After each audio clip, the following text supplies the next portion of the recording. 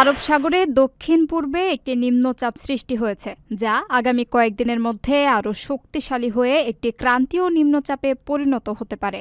তবে ওমানের জাতীয় বহু ঝুঁকিপূর্ণ সতর্কীকরণ কেন্দ্র নিশ্চিত করেছে যে আগামী 5 দিনে এর কোনো সরাসরি প্রাদুর্ভাব সুলতানাতের উপর পড়বে না। কেন্দ্রের আবহাওয়া বিশ্লেষণ এবং স্যাটেলাইট থেকে প্রাপ্ত চিত্র অনুযায়ী আরব সাগরের ওই অঞ্চলে ঘন মেঘের সঞ্চার দেখা গেছে, যা একটি সুস্পষ্ট নিম্নচাপ অঞ্চলের ইঙ্গিত দেয়। এই সিস্টেমটি ধীরে ধীরে পশ্চিম দিকে অগ্রসর হচ্ছে। পূর্বাভাস মডেল অনুযায়ী শনিবার 18 অক্টোবর থেকে মঙ্গলবার 21 অক্টোবরের মধ্যে এটি আরও শক্তি সঞ্চয় করে ক্রান্তীয় নিম্নচাপে রূপান্তরিত হতে পারে।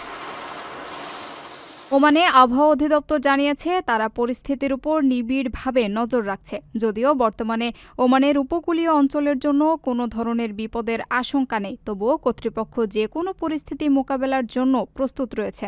সাধারণ মানুষকে কোনো প্রকার গুজবে কান না দিয়ে কেবল অফিসিয়াল সূত্রের মাধ্যমে প্রচারিত তথ্যের উপর আস্থা রাখার জন্য অনুরোধ করা হয়েছে। আবহাওয়ার পরিস্থিতি যে কোনো পরিবর্তন সম্পর্কে পরবর্তীতে বিস্তারিত জানানো হবে।